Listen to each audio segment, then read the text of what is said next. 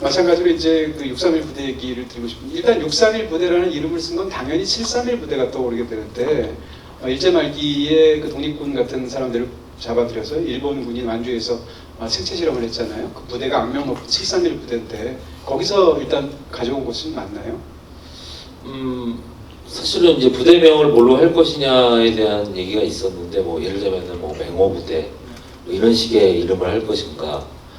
근데 이제 저는 사실은 좀 더 인간성이 좀 삭제되어 있는 이름이었으면 좋겠다. 그래서 차라리 이제 원래 군부대처럼 이제 숫자로 가자라는 얘기를 했었고, 숫자로 가자라고 했었는데 사실은 그래 나쁜 숫자인데 그냥 했더니 그냥 뭐 631 그렇게 했던 것 같아요.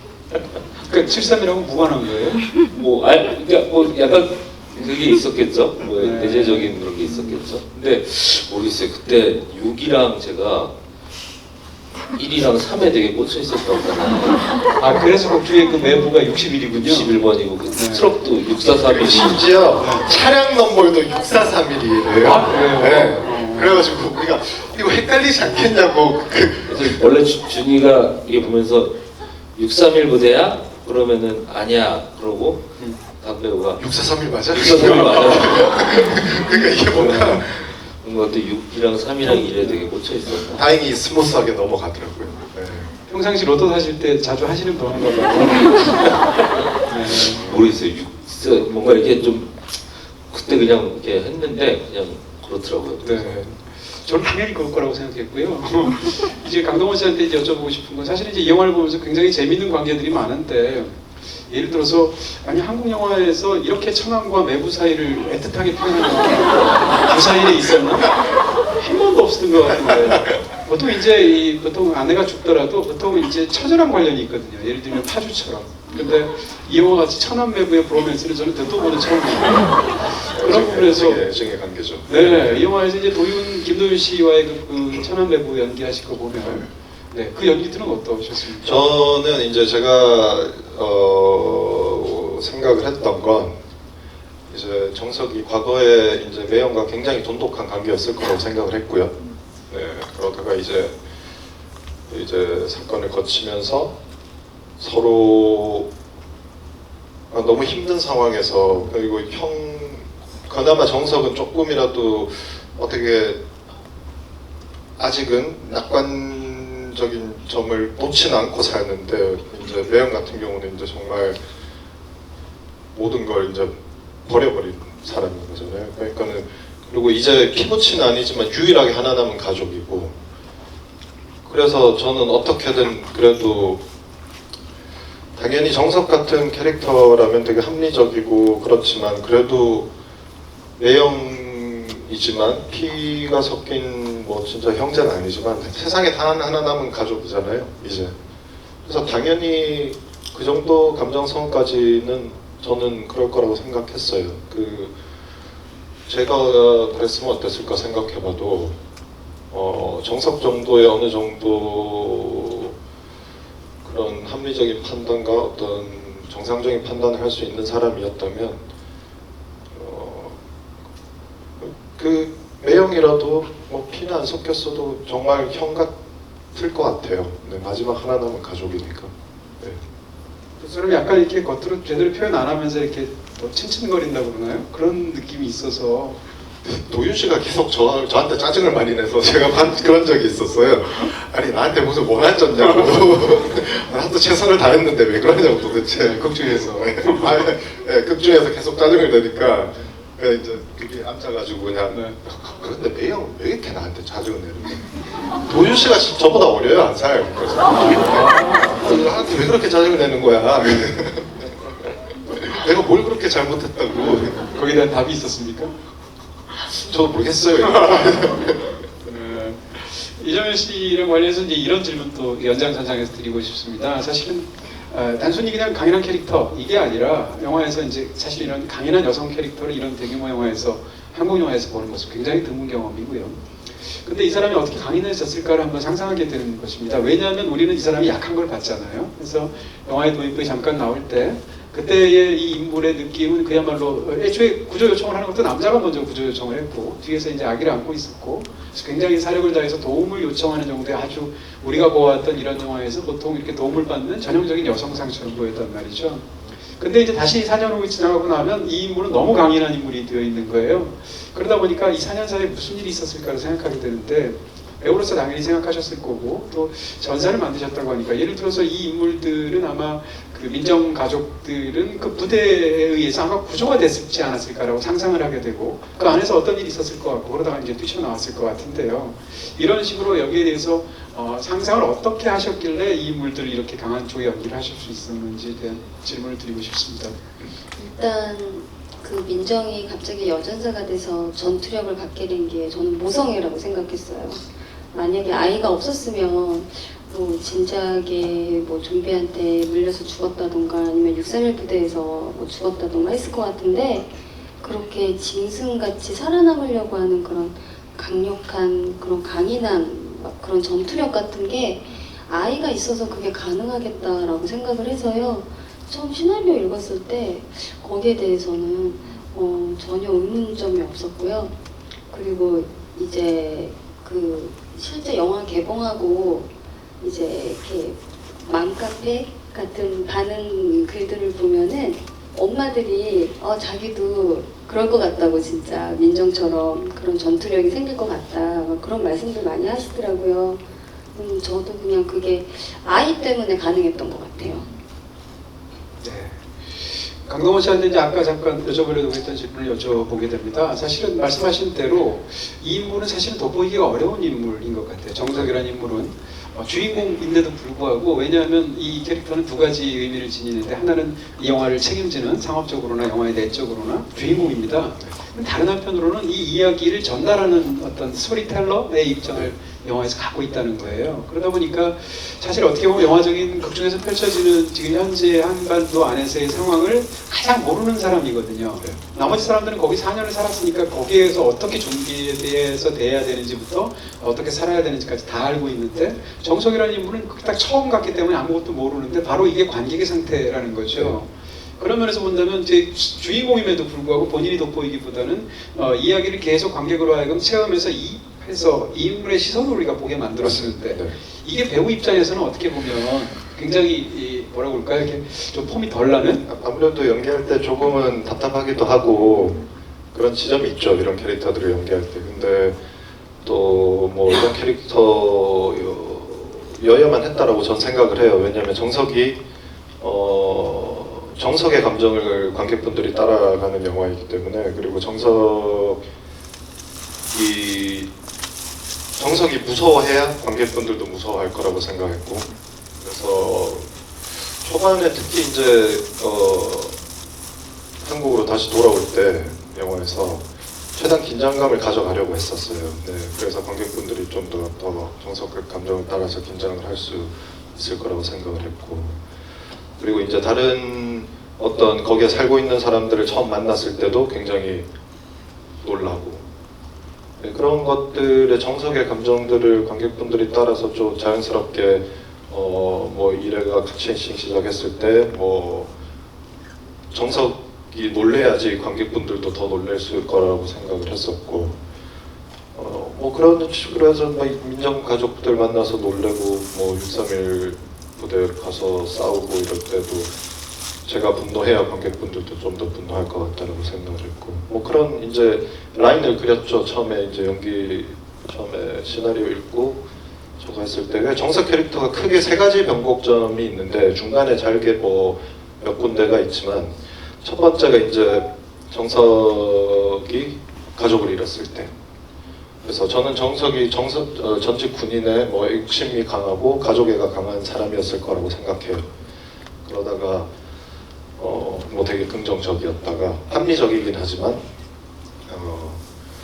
그러다가 가족을 잃고 되게 또 비관적이고 그 이제 타지에서 생활하면서 굉장히 외로웠을 테고 이러면서 되게 비관적으로 바뀌었다가 다시 그 정현 선배님 가족을 만나면서 그리고 그때 제가 구해주지 못했던 아이를 바라보며 또 한 번에 뭐 어떤 어떤 변화되는 지점이 있었고, 그리고 마지막에 형도 읽고 마지막에 또 네, 이제 내가 다시 정석으로 돌아가는 그렇게 이제 설계를 했었어요. 얘기를. 그 라인을 관객이 이제 따라가도록 영화가 만들어져 있는 것이죠. 근데 그런 측면에서 이제 감독님께 이제 질문을 드리고 싶은 그런 겁니다. 영화에서 뭐라 그럴까요? 이제 사실상 정석이 가서 만나는 집단이 네 집단이 있는데, 하나는 좀비들이 있고 또 하나는 들깨라고 영화에서 표현되는 개별적인 생존자들이 있는데, 이 둘은 상대적으로 이제 영화에서 약간 별로 덜 중요한 느낌이 있어요. 약간 환경 같은 느낌이 있는데, 근데 정말 중요한 것은 이제 그 이정현 씨가 연기하는 그 민정 가족과 그 다음에 이쪽에 있는 그 631 부대 사람들인데, 631 부대 사람들이 누가 봐도 이상한 사람들처럼 보이는데 저 사람들이 왜 저렇게 이상할까를 생각해 보면 4년 동안에 그들이 느꼈어요. 예를 들면 원래 애초에 목적은 민간인들을 구조하는 작업인데 그걸 지시를 내릴 국가기관이 없어졌고요. 그러니까 더 이상 민간인을 구조해야 될 필요가 없게 되었으면 사실은 조직이 해체가 돼야 되는데 그 조직은 그대로 남아서 말하자면 악마화된 거죠. 근데 그 조직 속에서 그 상황을 보게 되면 이 인물들이 왜 이렇게 이상할까 생각하면 권태일 수도 있을 거고 절망일 수도 있고 공포일 수도 있는데, 그게 뒤틀려서 거의 미쳐가는 사람들처럼 보이거든요. 반면에 이제 민정 쪽에 있는 사람들을 보면 이 사람들은 제정신인 사람들인 걸로 보고, 그리고 이 사람들은 말하자면 희망을 발명하는 것처럼 보이는데, 그게 이 사람들이 가능한 것은 연대로 가능한 것 같은 거예요. 특히 이제 같이 있는 심지어 김노인 같은 경우에도 계속 그 통신 장비에 집착하게 되는데 마지막에 어떤 반전 같은 것도 있잖아요. 그러니까 제가 드리고 싶은 말씀은 이 두 집단의 대비가 너무 영화에서 명확해 보입니다. 이게 감독님의 어떤 이 영화에서의 가장 중요한 착점 중에 하나일 거라고 생각하는데, 더군다나 이게 성별로 나눠 있다는 생각까지 하게 돼요. 이쪽에 김노인이 있지만 김노인은 노인이기 때문에 소위 말하는 일반적인 그 남성성 같은 것에서 좀 벗어나 있는 사람이란 말이에요. 그러니까 이런 어떤 그 단순히 꼭 성별뿐만 아니라 군대원들하고 이쪽 가족들하고 대비해서 두 가지를 계속 이렇게 견주게 하는 방식으로 관객이 보게 되는데, 이런 기본 세팅에 대한 감독님의 생각은 과연 어떤 것이었는지 듣고 싶습니다. 일단은 뭐 저는 이게 좀 공동체, 여긴 굉장히 여러 공동체들이 나오는데 공동체의 이야기라고 생각했어요. 그래서 뭐 처음에 이제 그 뭐라고 해야 될까요? 안도로 들어오는 4명의 사람도 공동체고, 홍콩의 그 조직도 공동체고, 이제 다 공동체인데, 아까 뭐 매형 얘기도 나왔는데 사실은 여기 여러 공동체들이 나오는데 사실은 이제 혈연이라고 하는 거를 좀 의도적으로 좀 배제를 좀 했으면 했어요. 그래서 어쨌든 물론 아예 매형이 아니라 형이나 동생으로 했으면은 더 뭔가 이게 끈끈할 수 있었을 텐데, 좀 여기 나오는 공동체들의 고리들을 약간은 좀 헐거없게 만들고 시작을 하자라는 생각이 있었어요. 그래서 민정 같은 경우도 사실은 뭐 친딸이냐 아니냐도 있지만, 하나는 이제 친딸이고 하나는 아닌 주워온 딸 뭐 이렇게 있는데, 사실은 또 그 차이를 또 두지는 않거든요. 그러니까 그것이 이제 어떤 되게 일종의 혈연으로 묶여 있는 공동체들을 좀 의도적으로 피한 것도 있고, 가장 좀 중요하게 생각했던 거는 631 부대의 그 모습이 사실은 이제 어떤 요새를 지어놓고 사는데, 처음 요새가 등장을 하자마자 이 공동체가 되게 붕괴 직전의 공동체다라는 느낌을 좀 주고 싶었어요. 그러니까 되게 여기는 뭔가 이렇게 핀 하나만 이렇게 딱 빠지면은 자멸할 수 있는 되게 아슬아슬한 상태의 성인 거죠. 이제 그런 느낌을 좀 줘서 사실은 민정의 아지트와는 되게 대비되고, 실제로 거기에서 이제 무슨 일이 일어났을 때 저는 631 부대가 좀 이렇게 갑자기 631 부대가 하나의 욕구인 것처럼 되게 보이지만은, 마지막에는 사실은 여기에 있는 개별 뭐 서대위, 김이병, 뭐 황중사 이런 애들이 순식간에 이제 되게 각자의 욕구를 따라서 움직이잖아요. 그리고 그렇게 붕괴돼 버리는데, 그런 것들이 사실은 좀 뭔가 여기서 나오는 여러 공동체들의 대비된 모습을 통해서 이제 우리가 만들어가야 하는 공동체는 어떤 모습이어야 될까? 뭐 그런 것들을 생각해 볼 수 있었으면 좋겠다라는 생각을 했던 겁니다. 사실 이제 여태까지 제가 질문드린 것만처럼 이제 이 영화의 개성 있는 부분들에 관한 얘기를 직접적으로 이제 계속 제가 말씀을 드리고 또 궁금하기도 하고 흥미롭고 또 저는 재밌게 즐겼던 부분이었고요. 근데 이제 이 영화를 보시는 분들의 많은 분들이 이제 결말 이야기를 좀 하시는 분들이 많지 않습니까? 그래서 근데 저는 이제 결말에 대해서 이런 생각이 드는 것입니다. 결말 부분을 보면 그 이야기의 내적인 부분으로서는 그것이 과연 과한가 생각하면 저는 그렇지 않다고 생각해요. 근데 다만 어떤 부분이 있냐면 그것을 표현하는 방식에 대한 질문을 드리고 싶은데 예를 들어서 이제 그 결말 부분에서 그것을 얼마나 오래 묘사를 하는가 혹은 각 장면에서 얼마나 예를 들면 슬로우 모션을 쓰는가 정상 모션을 쓰는가 혹은 그 장면에서 어떤 음악을 흘리는가 이런 부분인데 다시 말하면 이 영화에서 그 장면의 자체가 어떤 그런 부분이 있다기보다는 장면의 포장 자체가 제가 볼 때는 이 영화가 대작이라는 걸 지나치게 의식한 그런 어떤 당위적인 결과가 아닌가라는 생각이 드는 거예요. 저도 그 부분에 대해서 약간의 아쉬움이 있었고 관객분들도 그런 게 있는 것 같은데요. 거기에 대해서는 감독님이 어떻게 생각하고 계십니까? 뭐 저도 사실은 뭐 말씀드리자면은 이게 상업 영화에 그렇게 적합한 감독이 아닌 것 같아요.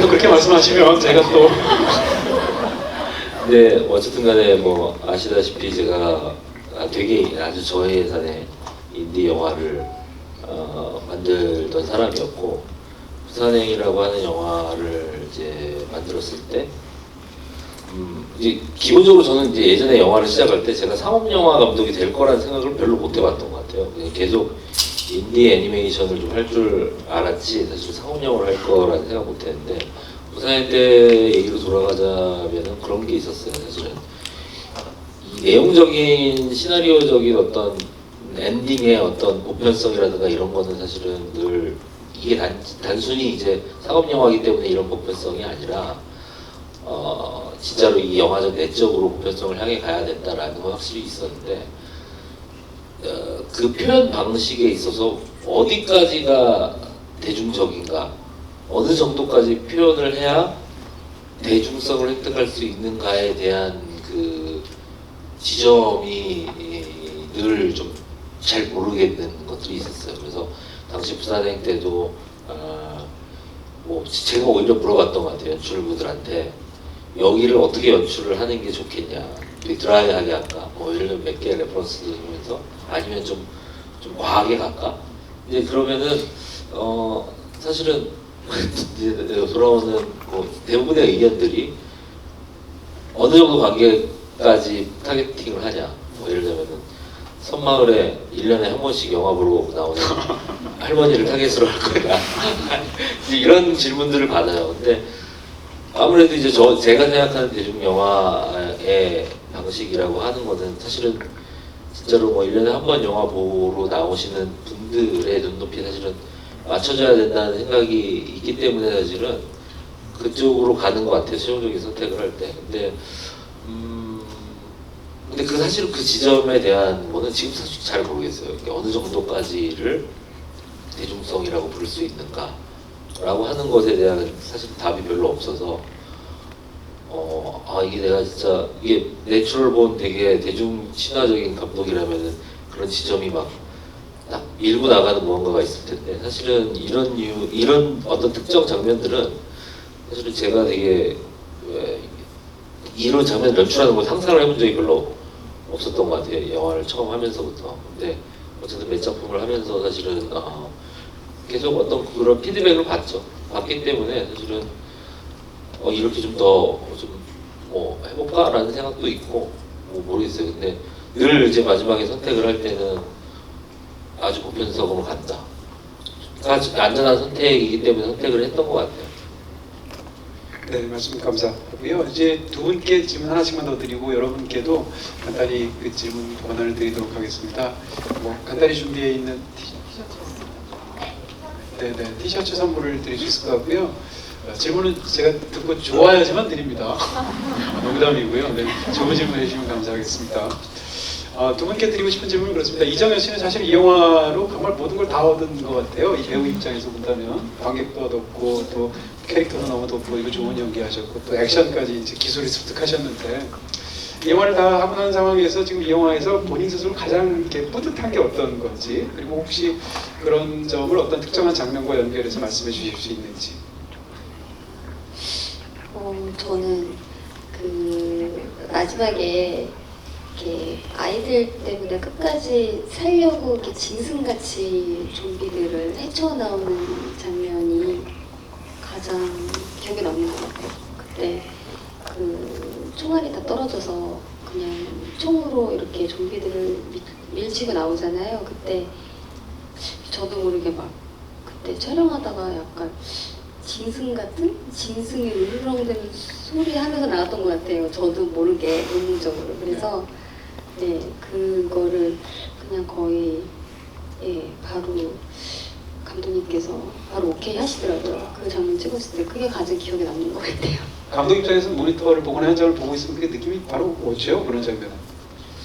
제가 원했던 연기. 네, 근데 바로 사실은 오케이. 거기도 되게 꽤 긴 테이크였어요. 그래서 거기 굉장히 좀 뭐라고 해야 되나요? 저는 이제 거기를 좀 민정한테 굉장히 포커싱이 맞춰져 있는데 그냥 그 민정을 그냥 길게 좀 따라가면 된다라고 생각을 했거든요. 그리고 이정현 배우님이 뭐라고 해야 되나요? 되게 처절한 어떤 그런 느낌들을 정말 잘 내세요. 정말 순간적으로 몰입을 하셔서. 근데 보통은 그냥 레디 하면은 벌써 갑자기 처절해지는 그런 느낌이 있어요. 짐승이 돼 있군요. 네. 그리고 컷 하면은 갑자기 다시 지금의 모습으로 돌아오시고 그런 부분이 되게 놀랍더라고요. 강동원 씨한테 여쭤보고 싶은 게 이제 강동원 씨 하면 떠오르는 작품들이 너무 많지 않습니까? 이제 이 영화도 역시 세월이 흐를 거고 이 반도가 지금 상황에서의 가진 위치가 있을 텐데 어찌됐건 세월이 흐르고 나면 더욱 연기도 하시고 본인 스스로 느낀 만족도도 있으실 거고 이 영화는 강동원 씨한테 어떻게 남을 것 같으세요? 우선 이 어려운 시기에 개봉을 해낸 용감했던 영화였다라고 1차적으로 기억이 남을 것 같고요. 제 영화 중에 이제 처음으로 해외에서도 개봉을 크게 한 영화라서 그것도 굉장히 기억에 남을 것 같고, 제 개인적으로 연기자로서는 제가 이제 진짜 좀 본격적으로 성인 연기로 접어드는 어떤 그런 거의 첫 영화일 것 같아요. 예. 조금 더 설명해 주시면. 저도 이제 나이가 40이 되면서 좀 어느 순간부터 뭐 그런 생각이 들더라고요. 이제 내가 더 이상은 어떤 소년이 아니구나. 물론 남자들이 뭐 좀 다들 나이 들어도 애 같은 면도 있고 그렇다지만 그 많은 일에 책임을 져야 할 일도 많이 생기고, 그리고 그게 이제 자연스럽게 이제 직업에서도 그렇게 오는 것 같고요. 여러 가지 전체적으로 제가 끌고 가야 된다거나 혹은 그런 지점들이 이제 점점 생기던 이 영화가 제일 거의 그 첫 시작이 된 작품이 아닌가라고 저는 느꼈어요. 책임감을 많이 느끼셨나 봐요. 예, 이게 이제 지금까지는 책임감, 물론 모든 작품에 되게 책임감을 가지고 하지만 이 작품은 유독 이제 어떤 그 캐릭터 자체가 가진 어떤 고민의 차원이 지금까지 했던 영화들이랑은 좀 달랐던 것 같아요. 정말 어른으로서 가족을 책임지고 이런 게 예전에 뭐 예를 들어 두근두근 내 인생 같은 경우는 이제 아이 아버지고, 제가 아이 아버지 역할도 몇 번 있긴 했지만 그래도 약간 아직은 소년 같다거나 뭐 약간의 아직은 젊은 청년 같은 느낌의 그 지점들이 다 있었어요. 애 아빠였지만 철부지 없는 아빠였다거나 혹은 근데 이 영화가 비로소 진짜 좀 성인 남성에 가장 가까운 그런 캐릭터였다고 저는 느꼈어요. 진짜 그러네요. 예. 감독님 혹시 아까 말씀드렸던 그 영화에 미리 만들어뒀다는 거 너무 아깝기도 하고 저는 너무 궁금하거든요. 예를 들어서 뭐 프리퀄의 형태라든지 아니면 혹은 지금 이 영화 이후에 뭐 시퀄의 형태라든지 그런 이 영화 다음 말하자면 4부에 해당하는 그런 영화가 가능할 수 있을까요? 프리퀄 구성에는 굉장히 재밌는데 모르겠습니다. 이게 또 어떤 형태, 일단 지금 얘기하고 있는 거는 어떤 형태로든 좀 얘기를 내놓는 게 좋지 않을까. 네, 그것이 그게 소설의 형태일 수도 있는 뭐 거고, 애니메이션일 수도 있고요. 애니메이션일 수도 있고, 만화일 수도 있고, 실사 드라마일 수도 있고, 뭐 어떤 형태든지 좀 존재하는 게 좋지 않을까라는 얘기는 하고 있어요. 네, 네. 알겠습니다. 자, 지금부터 여러분께 질문을 받도록 하겠습니다. 네, 저기 머리 조금 기신 분, 네, 그분부터 할까요? 네, 지금 옆에 살짝 보신 분, 네, 네. 그분, 네, 네. 잡으신 분 하세요. 네, 죄송합니다. 영화 매우 잘 봤고요. 제가 궁금했던 점은 아까 강동원 배우님이 마지막에 질문에 답해 주신 내용인데요. 그 처음으로 남자다운 역할을 이제 하게 되었다 하셨는데 그러한 과정에 있어서 어떠한 점을 특이점, 포인트로 잡고 노력을 하셨는지 네, 그런 게 궁금했습니다. 우선 이 캐릭터가 제일 기존에도 뭐 다 성인 캐릭터긴 했지만 달랐던 지점은 결핍이 없어요. 예. 가족을 잃긴 했지만 어떤 그 결핍이 없는 거예요. 고민이나 결핍이 그렇게 많지 않은 뭐 예를 들어 뭐 군도 같은 영화에서는 굉장히 굉장한 결핍이 있는 그런 역할이었잖아요. 뒤틀린 캐릭터죠. 굉장히 뒤틀려 있고, 근데 이 캐릭터는 뒤틀린 것도 뭐 그냥 정말 성인 남자가 이런 일을 겪으면 이 정도는 뒤틀릴 수 있는 그 정도 수준의 감정선이라고 저는 느꼈고, 그래서 이 캐릭터는 정말 제가 처음으로 제대로 해보는 결핍이 없는 그런 성인 남자 캐릭터구나라는. 그래서 어떤 무리들을 만나도 굉장히 책임감 있게 행동하는 그런 캐릭터라고 생각을 했어요. 잠깐 질문에 답이 된 건가요, 이게? 된 거, 예, 좀, 네, 제대로 답해 주신 것 같은데, 또 질문하신 분 계신가요? 이쪽 통로에 마스크 다 쓰셨구나. 네, 지금 손 바꾸신 분, 네네. 마스크 안 쓰시면 제가 지명 안 합니다. 저는 이 영화가 굉장히 구원서사라고 생각을 하거든요. 일단 정석이가 이제 홍콩에서는 반도라는 이민한걸 숨기고 살고 있다가 이제 민정이 가족을 만나면서 구원도 얻고 서두의 책상이니까 성경책도 그렇고 전반적으로 감독님이 이 영화에서 이제 구원을 많이 다뤘다고 생각하시는데 한 가지 좀 안타까웠던 게 이제 부산항에서 마지막 현면에 수환이랑 그 성경이 있잖아요. 그 정유미 배우님이 했던 부분도 약간 유사가족이었잖아요. 친딸이 아니고 임산부와 엄마 역할을 했었는데 사실은 이 반도에서도 뭐 민정과 준이와 그 유진이 약간 그런 관계였던 것 같은데 약간 그런 식으로 이어지는 연출하지 않고 굳이 다른 가족을 연출하신 이유가 있었는지 그게 좀 궁금합니다. 일단은 뭐 의미적으로 뭐 부산행의 엔딩에 새로 만들어진 가족과 민정의 가족이 유사한 형태였다라고 하는 거는 맞고요. 네. 근데 이제 굳이 그거를 왜 잊지 않았냐라고 하는 거는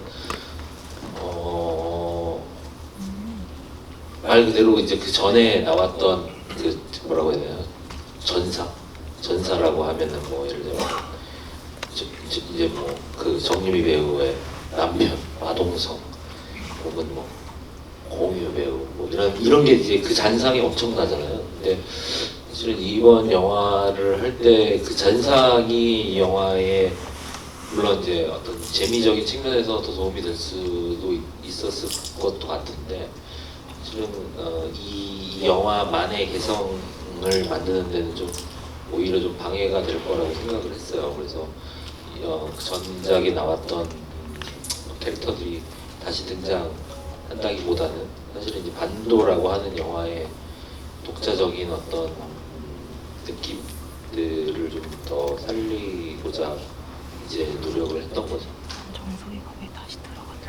또 질문하실 분 계신가요? 네.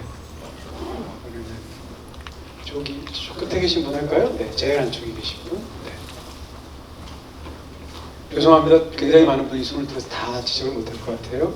영화 잘 봤습니다. 두 가지 질문 드리려고 하는데요. 죄송한데 한 가지만. 알겠습니다. 네. 앉아서 하셔도 괜찮습니다. 예.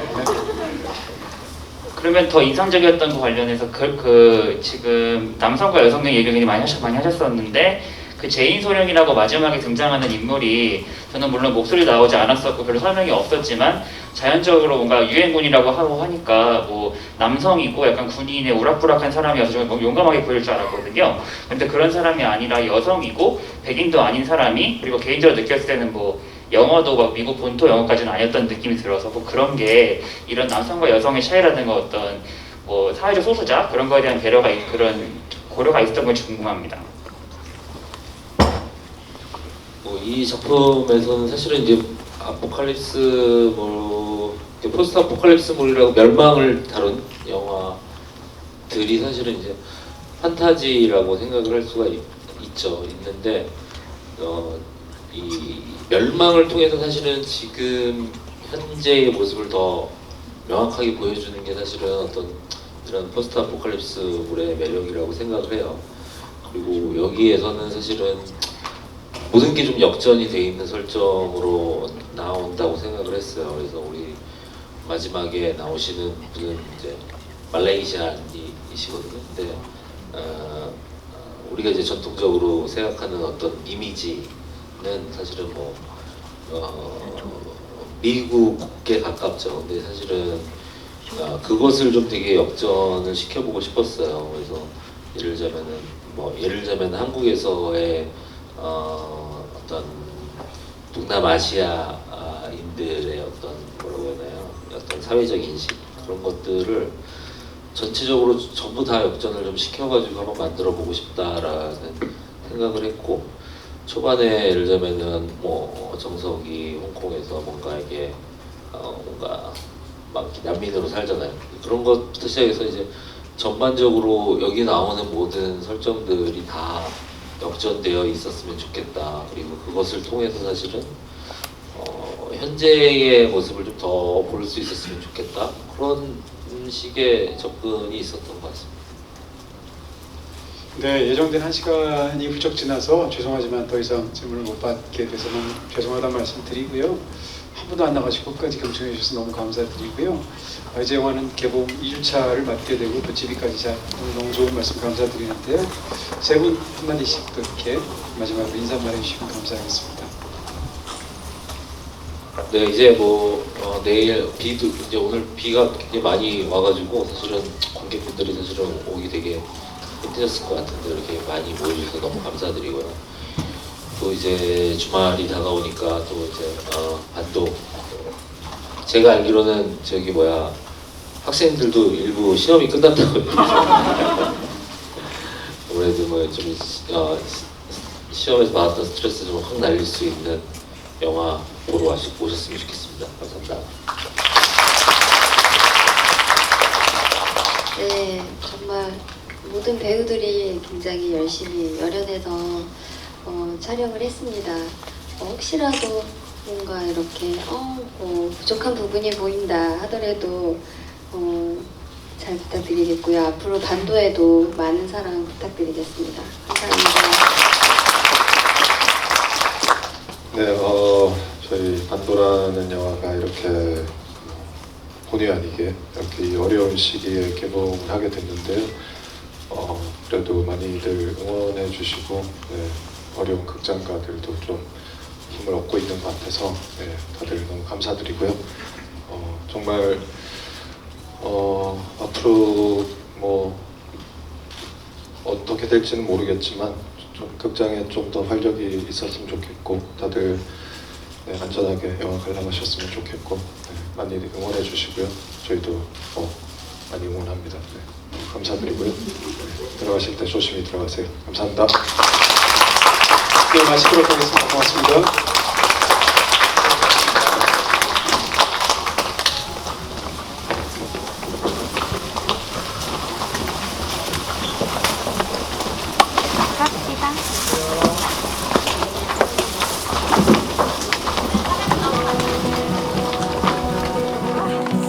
It's just you and me, baby, please, you keep me free.